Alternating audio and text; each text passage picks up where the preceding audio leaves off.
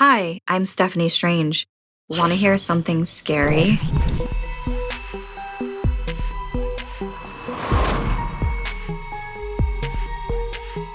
Hey Strangelings! I hope you all had a great start to the new year. We are excited for 2024, and we're starting off right with a compilation, so enjoy. 12-year-old Atsuko recently moved to a new neighborhood with her family. She was very lonely, and more than anything else, wanted a friend. During one stormy night, she heard a small melodic voice coming from outside that said, "My name is Lika-chan. Please let me in. I'm so cold." Atsuko opened the door but saw nothing at first. Confused, she finally looked down, and right below her was a doll, one unlike any other that she owned. Atsuko realized it was Lika-chan. The dolls were famous in Japan. Similar to the American Barbie dolls, they came in a wide variety of styles. This one looked vintage and had long, silky black hair. It wore a striking yellow flower-printed kimono. It was beautiful, but the doll and its outfit were soaked from laying on the ground. Atsuko looked around for the doll's owner, but after seeing no one, she picked it up and brought it inside. Atsuko placed it on the kitchen table and went to grab a towel so she could clean it up. When she returned, she found the doll sitting there, looking straight at her, with its arm pointing her way. Atsuko could have sworn she did not leave it like that, but out of the excitement for her new toy, she laughed it off. She dried the doll off and dressed up its hair until finally it was as good as new. She played with the Lika-chan doll for hours and finally held it close and swore, "We'll be best friends forever. No one will ever get between us." Now Atsuko was no longer lonely, and once she started up at her new school, she found she even had the confidence to make new friends. She decided to invite her two closest friends, Mizuki and Kyoko, over one day after school. When Mizuki spotted Atsuko's doll, she sneered and mocked Atsuko for still playing with dollies. She informed Atsuko that they were practically teenagers and only babies had dolls. Embarrassed, Atsuko shoved the doll into the trash bin and claimed it wasn't important. Kyoko was alarmed at this and warned both girls not to throw away Lika-chan dolls because they were known to be cursed.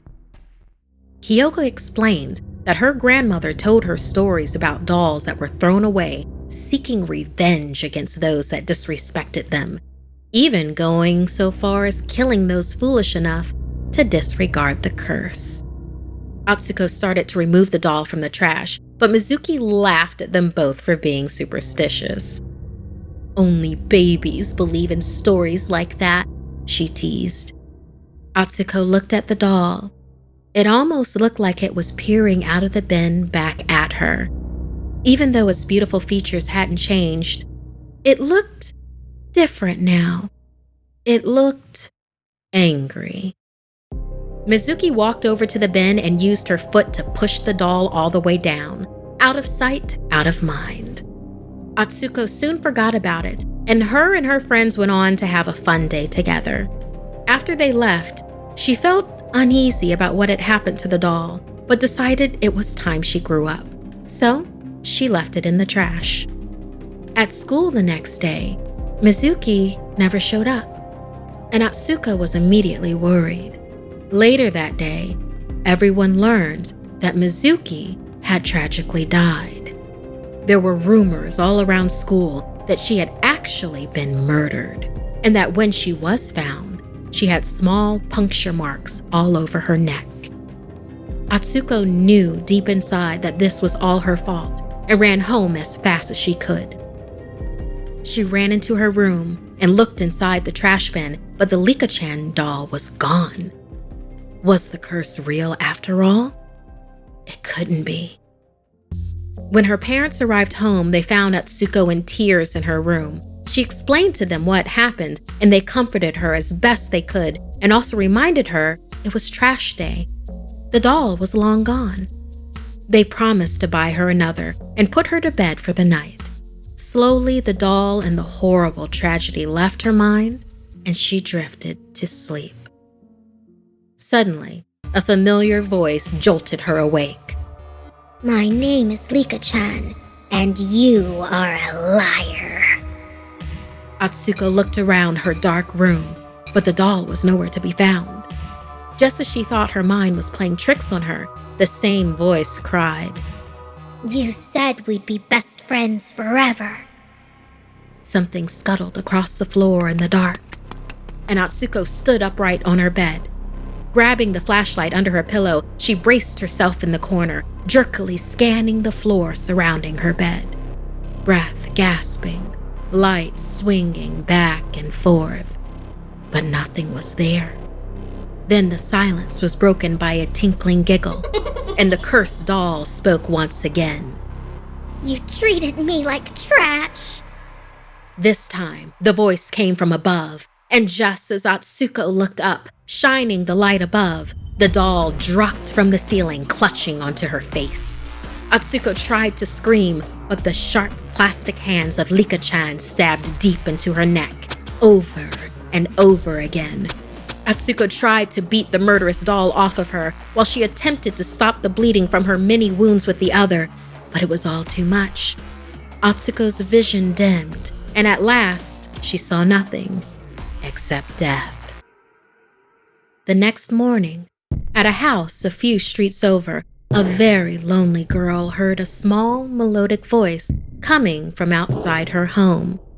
And like always, the cursed Lika-chan doll found a new best friend.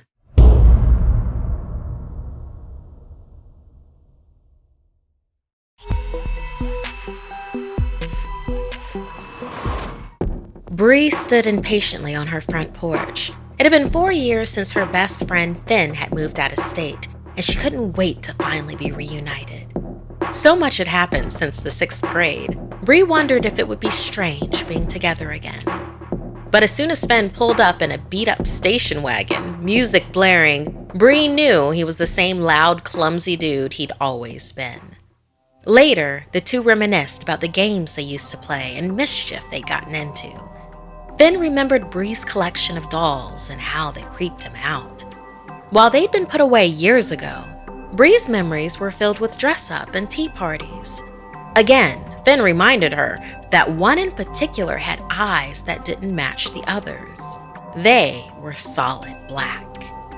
Bree, remembering that it had beautiful hazel eyes, suggested they pull the dolls out of the attic so she could prove him wrong. After several minutes of shuffling through boxes, there they were. All 6 dolls in their boxes. Finn immediately spotted the one called Samantha, and just like he said, her eyes were completely black. She didn't look like the doll on the box, but something far more sinister. Bree was taken aback, as the only thing she could remember was that Samantha was her last doll. She'd stopped collecting them after her, but she couldn't remember why. Finn playfully grabbed Samantha and began miming her voice, calling her the devil's child. Bree laughed at her friend being silly. Just then, the door to the attic slammed shut, plunging them into darkness. Bree called out to Finn. He threw Samantha across the attic and blindly ran toward Bree. I told you something was wrong with that doll, he whispered in her ear. They began to make their way to the attic, but with each step, another came from the direction of where Samantha had been thrown. If they took 2 steps, they heard 2 steps. Those steps growing closer, and the friends decided to run the rest of the way. Once they reached the door, they realized it was locked from the outside. They banged, pushed, and pulled, but the door didn't budge. Suddenly, the temperature plummeted, and the steps that they had heard, the tiny steps that they could hear, were now just inches behind them. Finn grabbed onto Bree's hand. They could see each other's faces through a light coming through a crack in the door jamb. That is, until Finn was ripped away suddenly and thrown clear across the attic. Bree could hear him bouncing from one side to the next, crashing into boxes, letting out painful screams along the way. Then, a huge crash and silence. Bree heard the attic door slowly unlock, and as it opened, she could see Finn lying on the floor, covered in scratches and blood. He wasn't moving. She ran to him, and his eyes were wide open. She leaned in closer, begging for him to be okay, but all she saw as she kneeled inches from his face were 2 solid black eyes and his lifeless body. Through her tears, she looked up for answers. In the corner sat Samantha, looking just like her regular self, with her deep, dark eyes. But now, she had a newly painted grin on her face.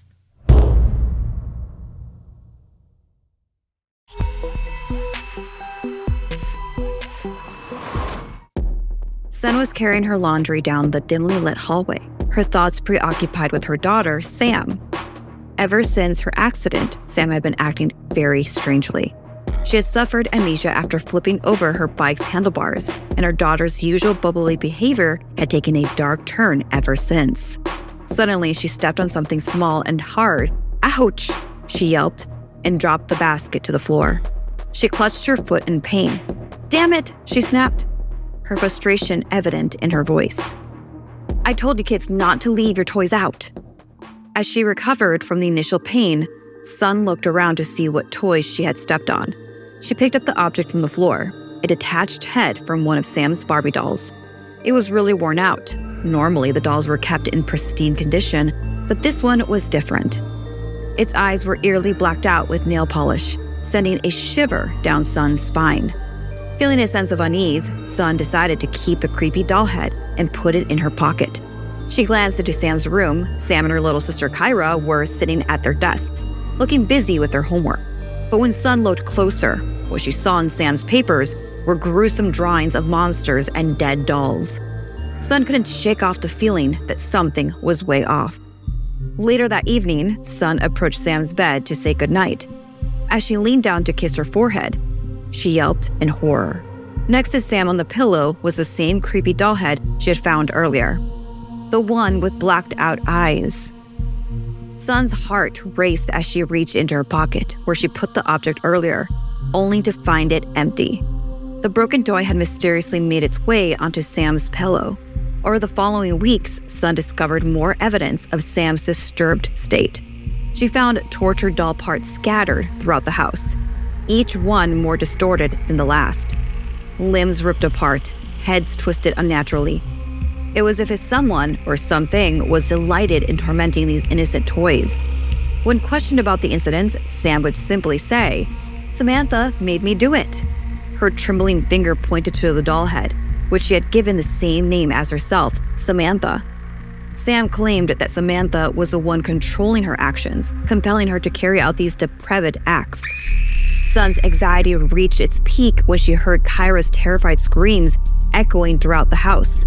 Panic gripped her as she sprinted towards the source of the distress. Bursting into the room, Sun found Sam with Kyra trapped in a headlock. Sam's eyes were covered in a magic marker, mimicking the same eerie blackness as Samantha's. Sam was treating Kyra like one of her dolls, attempting to pop off her little sister's head, acting on pure instinct.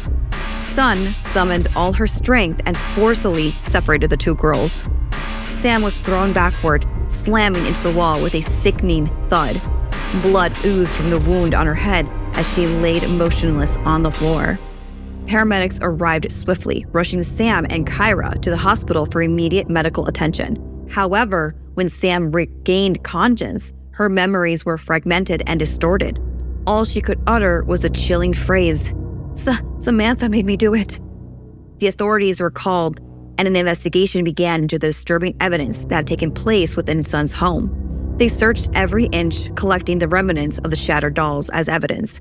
Yet, no matter how hard they looked, they found no trace of Samantha, the malevolent force that had seemingly possessed Sam. To this day, Sun and Sam remain haunted by the memories of those weeks. The shattered dolls, the chilling whispers of Samantha made me do it. The inexplicable disappearance of the doll's head that initiated the nightmare. The events left them with a lingering fear, a constant reminder of the darkness that can reside within the most innocent of things, waiting to be awakened by an unsuspecting victim. Thanks so much for listening. Like and share if this video gave you the chills. And don't forget to subscribe and turn on the bell for notifications. See you next time.